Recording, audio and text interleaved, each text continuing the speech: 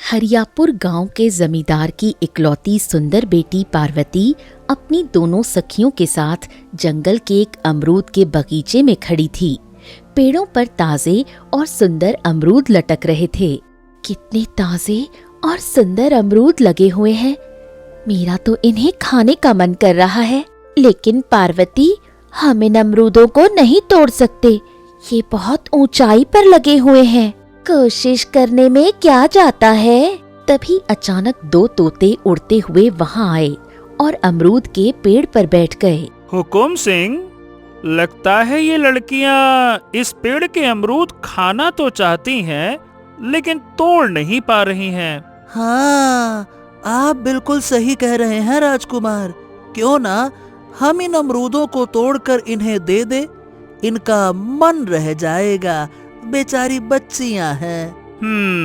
तुम बिल्कुल ठीक कह रहे हो। चलो ऐसा ही करते हैं। इतना कहकर दोनों तोते अपनी चोंच से अमरूद तोड़कर नीचे गिराने लगे।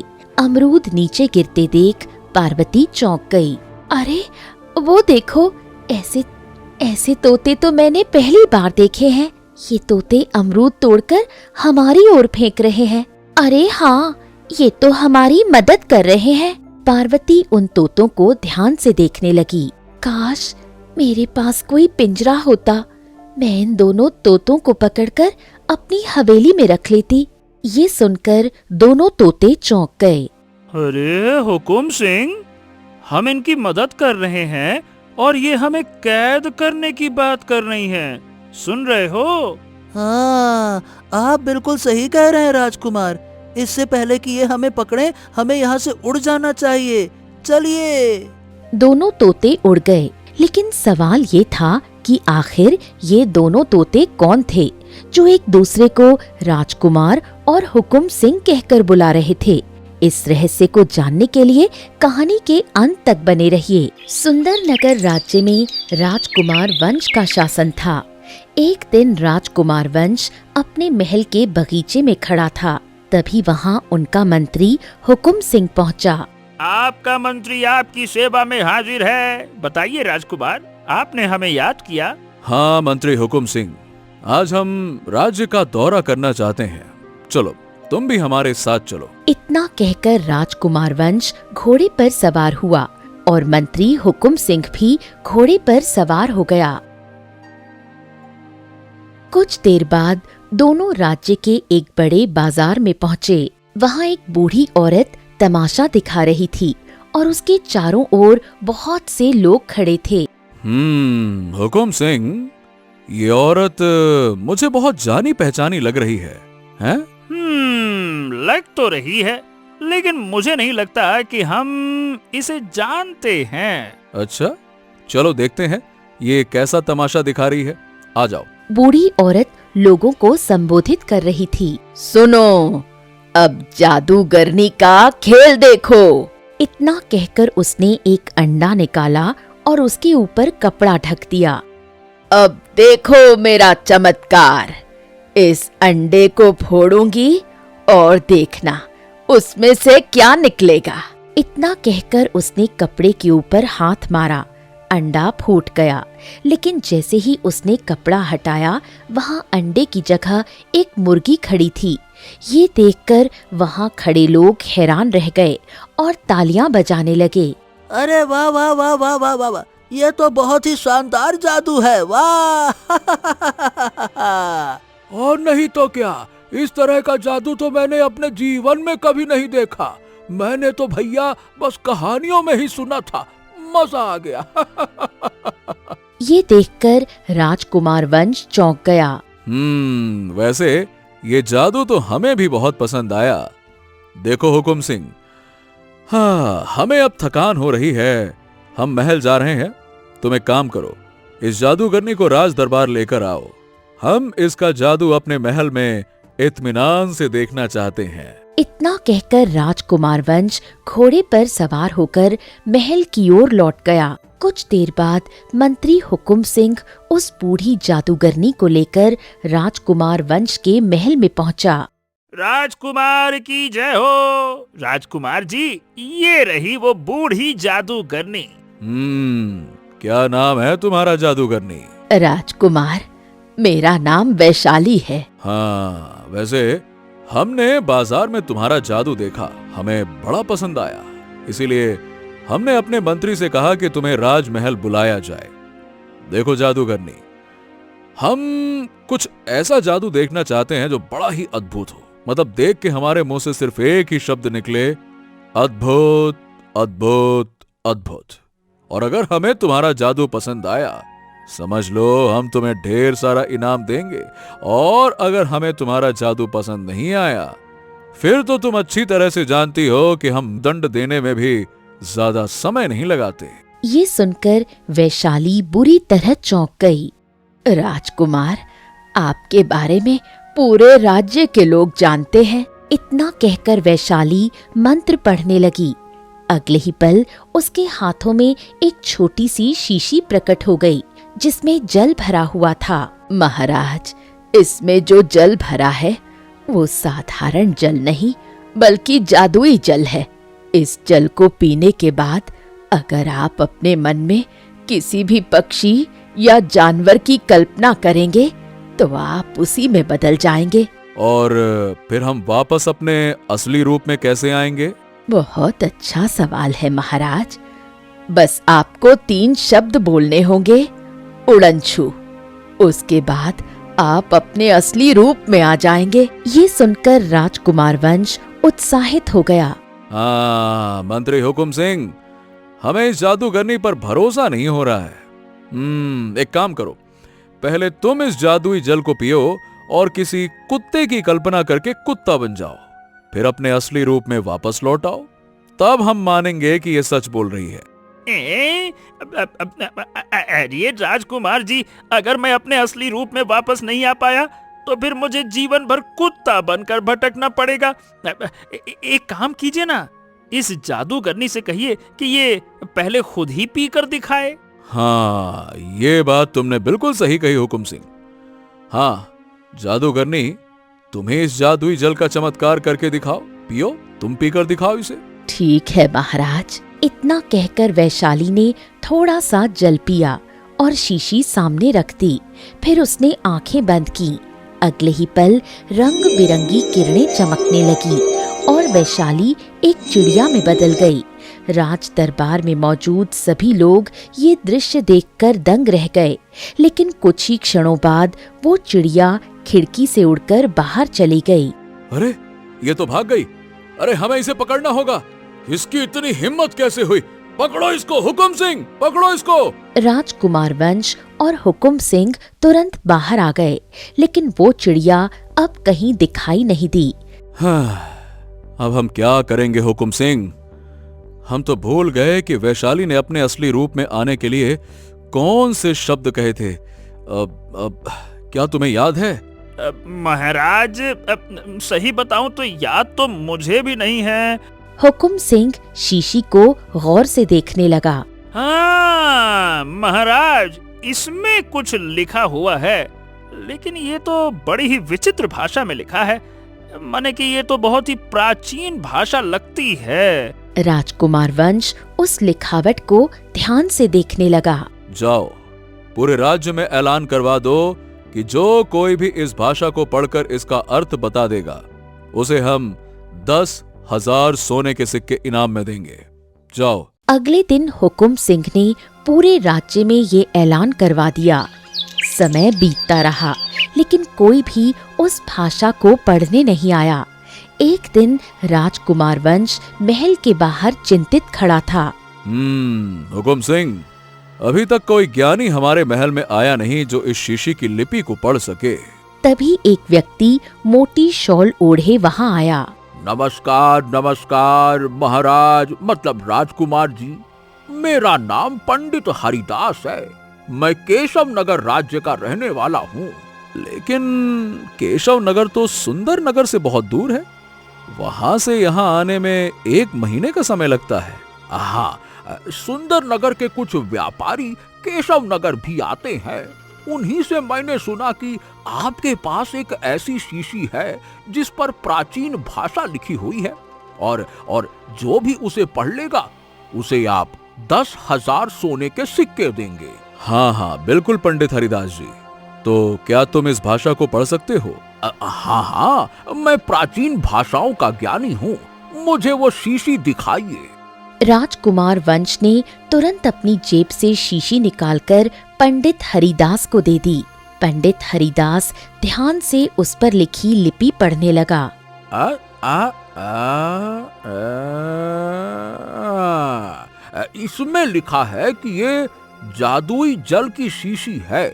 इसे पीने के बाद मनुष्य किसी भी पक्षी या जानवर की कल्पना करके उसी में बदल सकता है और अपने असली रूप में आने के लिए उसे 3 बार उड़न छू उड़न छू उड़न छू कहना होगा।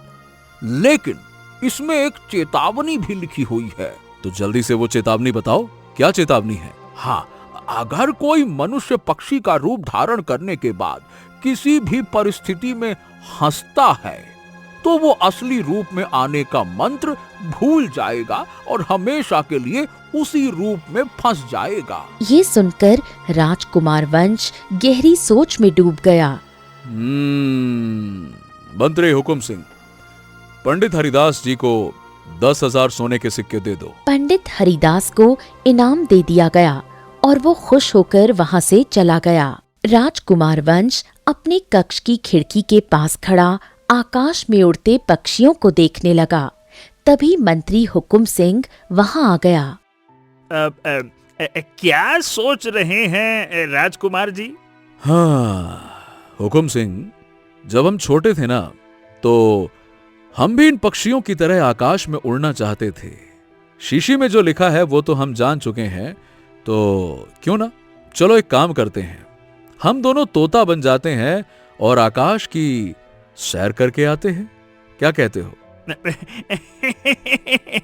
अरे तो देर किस बात की है राजकुमार, चलिए चलते हैं।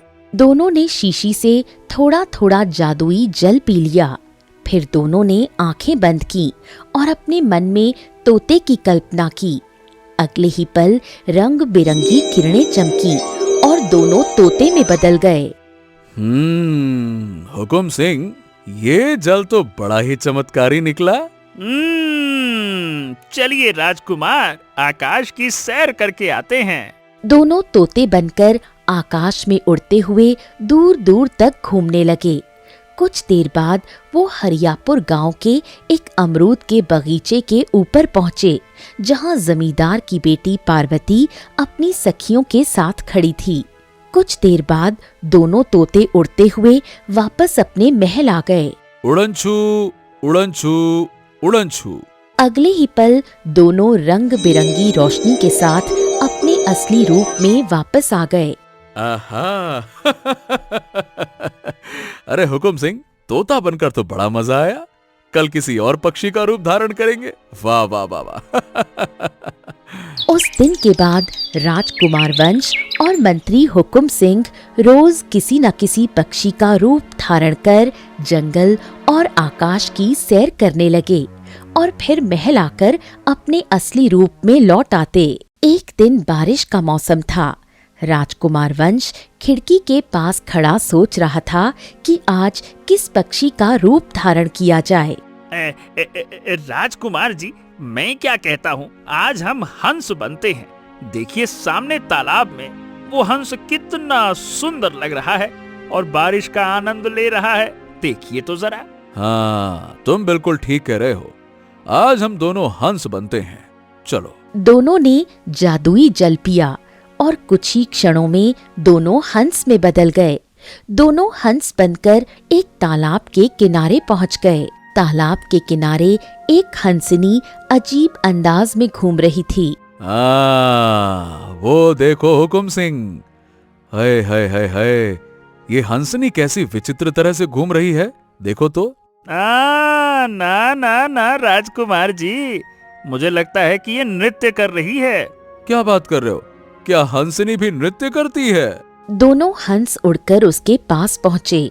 ये बताओ, तुम ये विचित्र तरह का नृत्य क्यों कर रही हो? अरे, मैं नृत्य कर रही हूँ। मैं तो कीचड़ से बचने की कोशिश कर रही हूँ। इस तालाब में इतनी फिसलन है कि अगर सीधी चलूं तो धड़ाम से गिर जाऊंगी, इसलिए ऐसे ऐसे कदम रख रही हूँ। उसका अजीब अंदाज देखकर राजकुमार वंश और हुकुम सिंह अपनी हंसी रोक नहीं पाए और जोर जोर से हंसने लगे। हंसिनी क्रोधित हो गई। लगता है तुम दोनों बड़े बदतमीज हंस हो जो मेरा मजाक उड़ा रहे हो। इतना कहकर हंसिनी उड़ गई। राजकुमार वंश और हुकुम सिंह महल की खिड़की पर आकर बैठ गए। राजकुमार वंश ने अपने असली रूप में आने का मंत्र याद करने की कोशिश की। हाँ हुकुम सिंह, ये वापसी वाला मंत्र क्या था? वापसी वाला मंत्र क्या था? ये तो मुझे भी नहीं याद आ रहा है। क्या था राजकुमार मंत्र? तभी राजकुमार वंश को चेतावनी याद आ गई। अरे सत्यानाश सत्यानाश, शीशी में लिखा था कि अगर किसी रूप में रहते हुए हम हंस पड़े तो हम मूल मंत्र को भूल जाएंगे। अरे हमने वही गलती कर दी, आज तो हम हंस पड़े। ये लीजिए, हो गया सत्यानाश। राजकुमार वंश, उस हंसनी का नृत्य देखकर मैं भी आपकी तरह हंस पड़ा। अपनी हंसी रोक नहीं पाया मैं। अरे हुकुम सिंह, मुझे बहुत भूख लगी है। चलो चलो खाना खाते हैं, पहले फिर सोचते हैं। अरे राजकुमार वंश जी, होश में आइए। इस समय हम दोनों हंस के रूप में हैं। अगर हम खाने के कक्ष में गए तो सैनिक हमें मार देंगे, उल्टा हमको मार के खा जाएंगे। कुछ देर बाद दोनों हंस भोजन कक्ष के पास पहुँचे। अंदर दो नौकर खड़े बातें कर रहे थे। अरे घोंचू, किस्मत तो राजकुमारों के होते हैं। देखो कितना स्वादिष्ट खाना है।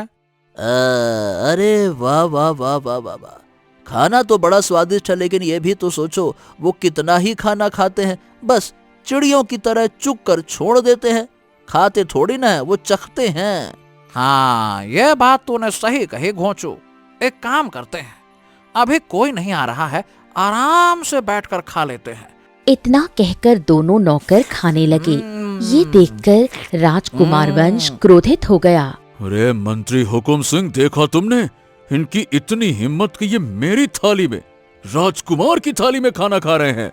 राजकुमार वंश जी, इस समय आप अपने असली रूप में नहीं हैं। खुद को संभालिए। शांति शांति शांति, अभी हम कुछ नहीं कर सकते। दोनों हंस फिर से राजमहल की खिड़की पर आकर बैठ गए।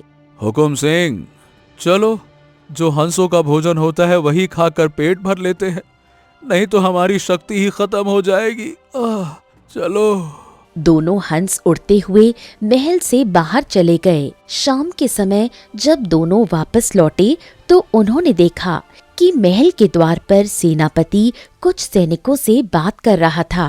राजकुमार वंश और हुकुम सिंह सुबह से कहीं गए हुए हैं, लेकिन अभी तक वापस नहीं लौटे। वो कभी इतनी देर तो नहीं लगाते। सैनिकों, जाओ जरा उन्हें ढूंढ कर लाओ, देखो कहाँ गए हैं वो। ये सुनकर राजकुमार वंश चिंतित हो गया। हुकुम सिंह, हमारी तलाश शुरू हो चुकी है। लेकिन अब सेनापति को कैसे समझाएं कि हम दोनों उनके सामने ही खड़े हैं। कुछ देर बाद सैनिक वापस लौट आए। महाराज सेनापति, हमने जंगल का कोना कोना छान मारा, लेकिन हमें दोनों में से कोई नहीं मिला। समय बीतता गया और कई हफ्ते गुजर गए। राजकुमार वंश और हुकुम सिंह बार बार मंत्र याद करने की कोशिश करते रहे, लेकिन उन्हें मंत्र याद नहीं आया। एक दिन दोनों महल के अंदरूनी हिस्से में उदास बैठे थे। तभी राजगुरु चिंतित अवस्था में आए। कुछ देर बाद सेनापति भी आ गया। राजगुरु, आपने मुझे बुलाया? हाँ, राजकुमार वंश और हुकुम सिंह कई हफ्तों से लापता है। सिंहासन खाली है और सिंहासन का खाली रहना अशुभ है। जब तक वो दोनों वापस नहीं आ जाते तब तक किसी न किसी को सिंहासन पर बैठाना होगा। सेनापति कुछ देर सोचता रहा। राजगुरु जी, किसी विश्वास पात्र को ही सिंहासन पर बैठाना होगा। अब आप ही बताइए, योग्य कौन है? हाँ, सुंदर नगर राज्य की सीमा पर एक झोपड़ी है। वहां एक बूढ़ा सैनिक रहता है। वो राजकुमार वंश के पिता का बहुत बड़ा विश्वास पात्र है। इस बारे में केवल मैं जानता हूं। जाओ, उसे यहाँ लेकर आओ। सेनापति वहां से चला गया। राजकुमार वंश और हुकुम सिंह ये सब देख रहे थे। अरे, ये राजगुरु क्या कर रहे हैं? सुंदर नगर की सीमा पर आखिरकार कौन सैनिक रहता है जो मेरे पिता का विश्वास पात्र था? पिताजी ने मुझे तो कभी नहीं बताया और राजगुरु को पता है। तभी अचानक राजगुरु के शरीर से रंग बिरंगी किरणें निकलने लगी। अगले ही पल वो एक दूसरे व्यक्ति में बदल गया। अरे राजकुमार, ये तो विषधर बन गया। हाँ, लगता है ये कोई षड्यंत्र है। चलो देखते हैं सेनापति कहाँ गया। कुछ देर बाद दोनों हंस उड़ते हुए नगर की सीमा पर बनी एक झोपड़ी में पहुँचे। हैं? यहाँ तो कोई नहीं है। तभी अचानक रंग बिरंगी रोशनी के साथ एक व्यक्ति प्रकट हुआ। अगले ही पल वो बूढ़ी जादूगरनी में बदल गया। उसे देखकर राजकुमार वंश चौंक गया। हुकुम सिंह, अब मुझे याद आया, ये वही जादूगरनी है जिसने हमें जादुई जल दिया था। आप बिल्कुल सही कह रहे हैं राजकुमार। इसका मतलब ये जादूगरनी ही जादूगर विषधर है, वही जिसे आपने कुछ समय पहले हमारे राज्य से अपमानित करके निकाल दिया था। याद आया? हाँ, तो ये हमारे अपमान का बदला ले रहा है। अगले ही पल जादूगरनी एक बूढ़े सैनिक में बदल गई। तभी सेनापति वहां पहुंचा। प्रणाम महोदय, मुझे राजगुरु ने आपके पास भेजा है। आपका नाम क्या है? हाँ, मेरा नाम अजीत सिंह है। ओह, अब जब तक राजकुमार वंश और हुकुम सिंह वापस नहीं आ जाते, आप ही को सुंदर नगर राज्य की बागडोर संभालनी होगी। हाँ हाँ, ठीक है, मैं कुछ देर में आ जाऊंगा। ठीक है। सेनापति वहां से चला गया। जैसे ही वो गया, बूढ़ा सैनिक फिर अपने असली रूप में बदल गया। मूर्ख सेनापति, जादूगर वंश और हुकुम सिंह अब कभी वापस नहीं आएंगे और मुझे पूरा विश्वास है कि वो मंत्र भूल चुके हैं, तभी तो वापस नहीं आए। मैंने अपनी सारी जादुई शक्तियां उस जल में डाल दी थी। अब सुंदर नगर राज्य पर मेरा ही शासन होगा, मेरा। इतना कहकर जादूगर विश्वधर रंग बिरंगी रोशनी के साथ वहां से गायब हो गया। जादूगर के गायब होते ही राजकुमार वंश क्रोधित हो गया। अब हम क्या करें हुकुम सिंह, क्या करें? अब तो एक ही तरीका है राजकुमार, क्यों न हम पंडित हरिदास को ढूंढते हुए केशव नगर राज्य जाएं। पंडित हरिदास कोई न कोई उपाय जरूर बता सकते हैं। ये सुनकर हंस के रूप में बैठे राजकुमार वंश की आंखों में चमक आ गई। तुम ठीक कह रहे हो। भले ही हमें कितने ही दिन की यात्रा क्यों न करनी पड़े, पर चलो, चलना तो पड़ेगा। चलो। दोनों हंस उड़ते हुए केशव नगर राज्य की ओर चल पड़े। कई हफ्तों की थकान और भूख सहने के बाद दोनों उड़ते हुए केशव नगर राज्य पहुंच गए और नदी के उस पार उतरकर एक स्थान पर बैठ गए। हाँ, अगर हम अपने असली रूप में होते तो जहाज पर सवार होकर कितने शान से केशव नगर आते। तभी हुकुम सिंह की नजर एक हंसनी पर पड़ी जो बहुत उदास बैठी हुई थी। राजकुमार, वो देखो हंसनी कैसी उदास बैठी है, देखो। अरे धत, मुझे अब किसी हंसनी बंसनी से नहीं मिलना। पिछली बार एक हंसनी की वजह से हम दोनों अपना वापसी का मंत्र भूल गए। इस बार हंसनी से मिल लिए तो पता नहीं क्या ही होगा। अरे लेकिन देखो तो, इसकी आंखों से आंसू बह रहे हैं। हमें लगता है कि हमें इससे बात करनी चाहिए। दोनों हंस उड़कर उस हंसनी के पास पहुँचे। क्यों, तुम रो क्यों रही हो? मैं हंसनी नहीं हूँ, मैं केशव नगर की राजकुमारी कुमुद हूँ। ये सुनकर राजकुमार वंश चौंक गया। ओह, तो फिर तुम हंसनी के रूप में कैसे आ गई? सुंदर नगर के जादूगर विश्वधर की वजह से वो केशव नगर आया और मुझसे विवाह करना चाहता था। मैंने मना कर दिया तो उसने मुझ पर जादू कर दिया और मैं हंसनी बन गई। राजकुमार वंश ये सुनकर गंभीर हो गया। तुम्हारे राज्य में पंडित हरिदास रहते हैं, क्या उन्होंने तुम्हारी मदद नहीं की? तुम पंडित हरिदास को कैसे जानते हो? क्योंकि मैं भी मनुष्य हूँ। मैं सुंदर नगर का राजकुमार वंश हूँ और ये मेरा मंत्री हुकुम सिंह है। हम दोनों भी जादूगर विषधर के षड्यंत्र का शिकार हुए हैं। ये सुनकर हंसिनी की आंखों में चमक आ गई। पंडित हरिदास ने एक उपाय बताया था। उन्होंने कहा था कि अगर कोई हंस के रूप में बदला हुआ मनुष्य मुझसे विवाह करने की हामी भर दे तो मैं अपने असली रूप में आ जाऊंगी। अगर ऐसा है तो मैं तुमसे विवाह करने को तैयार हूँ। अगले ही पल रंग बिरंगी किरणों के साथ हंसिनी सुंदर राजकुमारी में बदल गई, लेकिन राजकुमार वंश अब भी हंस के रूप में ही था। हाँ, तुम अपने असली रूप में आ गई, लेकिन मैं क्यों नहीं आया? पंडित हरिदास ने कहा था कि अगर हंस के मन में लालच होगा तो वो अपने असली रूप में नहीं आ पाएगा। तुमने मुझे विवाह की हामी अपने असली रूप में आने के लालच में भरी थी। मेरे मन में कोई लालच नहीं था, इसलिए मैं अपने असली रूप में आ गई। अब अपना रास्ता पकड़ो और यहाँ से चले जाओ। इतना कहकर राजकुमारी कुमुद नदी के किनारे चली गई। कुछ देर बाद नदी में एक नाव दिखाई दी जिसमें केशव नगर के राजा विक्रम और एक सैनिक बैठे थे। पिताजी, मैं यहाँ हूँ। ये सुनकर राजा विक्रम चौंक गया। वो रही हमारी पुत्री। चलो जल्दी से नाव किनारे लगाओ, चलो। नाव किनारे लगाई गई और राजकुमारी कुमुद उसमें बैठ गई। तभी राजकुमार वंश उड़ता हुआ उसके पास आ गया। मैं भी तुम्हारे साथ चलूंगा, मैं भी तुम्हारे महल में रहूंगा। दफा हो जाओ यहाँ से। अरे, ये कैसी बात कर रही हो? मैंने तुम्हें अपनी पत्नी माना है। लेकिन तुम पति का कोई कर्तव्य नहीं निभा सकते। तुम एक हंस हो और मैं एक मनुष्य। नाव आगे बढ़ने लगी। कुछ देर बाद राजकुमार वंश और हुकुम सिंह उड़ते हुए नाव में आकर बैठ गए।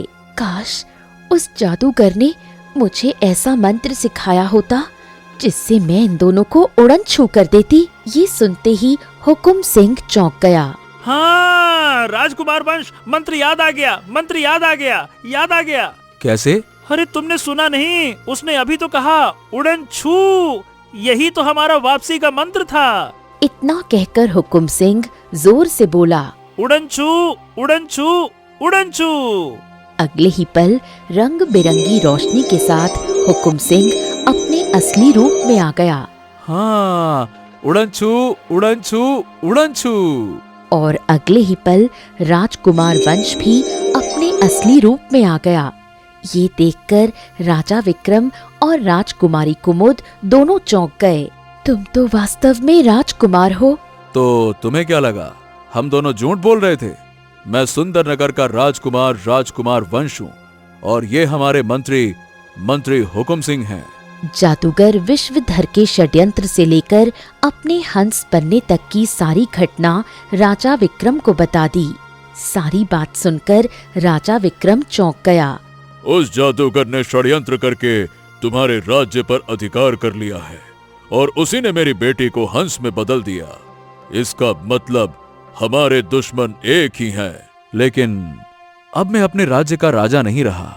राजा विक्रम ने राजकुमार वंश के कंधे पर हाथ रखा। चिंता मत करो, अगर मेरी बेटी तैयार हो तो मैं तुम्हारा विवाह अपनी बेटी राजकुमारी कुमुद के साथ कर दूंगा। पिताजी, मैं तैयार हूँ। कुछ ही दिनों बाद राजकुमार वंश और राजकुमारी कुमुद का विवाह बड़े ही धूमधाम से संपन्न हुआ। राजकुमार वंश कुछ समय तक केशव नगर में ही रहा। एक दिन राजा विक्रम उसके पास आया। अगर तुम चाहो तो मैं अपने कुछ योद्धा तुम्हारे साथ भेज सकता हूँ। अब तुम्हें जादूगर विश्वधर का अंत करके अपना राज्य वापस लेना होगा। हाँ बिल्कुल, मैं भी यही चाहता हूँ। अब जादूगर का अंत करना आसान होगा क्योंकि उसकी सारी शक्तियां समाप्त हो चुकी हैं। उसने अपनी सारी शक्तियां उस जादुई जल में डाल दी थी। राजा विक्रम मुस्कुराया और अपने कुछ योद्धा राजकुमार वंश के साथ भेज दिए। कुछ ही समय बाद राजकुमार वंश, हुकुम सिंह, राजकुमारी कुमुद सुंदर नगर पहुंचा। वो बेधड़क अपने राजमहल में प्रवेश कर गया। अचानक राजकुमार वंश और हुकुम सिंह को देखकर सेनापति चौंक गया। राजकुमार वंश, आप? मेरी बात ध्यान से सुनो सेनापति। मेरे खिलाफ बहुत बड़ा षड्यंत्र रचा गया था। तुम्हारे सामने जो बूढ़ा व्यक्ति बैठा है वही जादूगर विषधर है। उसने बूढ़े सैनिक का रूप धारण कर रखा है। इतना कहकर राजकुमार वंश ने सारी घटना सेनापति को बता दी। जादूगर, अपने असली रूप में वापस आ जाओ। अगले ही पल बूढ़ा सैनिक रंग बिरंगी रोशनी के साथ अपने असली रूप में बदल गया। मैं जादूगर विश्वधर हूँ। मैं तुम सबको नहीं छोड़ूंगा। लेकिन राजकुमार वंश, तुम अपने असली रूप में कैसे आ गए? राजकुमार वंश क्रोधित हो गया। और ये वही राजकुमारी हैं जिससे तुम विवाह करना चाहते थे, और अब ये मेरी पत्नी है, और मैं जानता हूं कि तुम्हारी जादुई शक्तियां समाप्त हो चुकी हैं। सेनापति, इसे तुरंत गिरफ्तार कर लो। सेनापति ने तुरंत सैनिकों को आदेश दिया और जादूगर विश्वधर को बंदी बना लिया। राज दरबार में जादूगर विश्वधर को आजीवन कारावास की सजा सुना दी गई। इसके बाद राजकुमार वंश दोबारा सुंदर नगर के सिंहासन पर बैठा और फिर से अपने राज्य का राजा बन गया।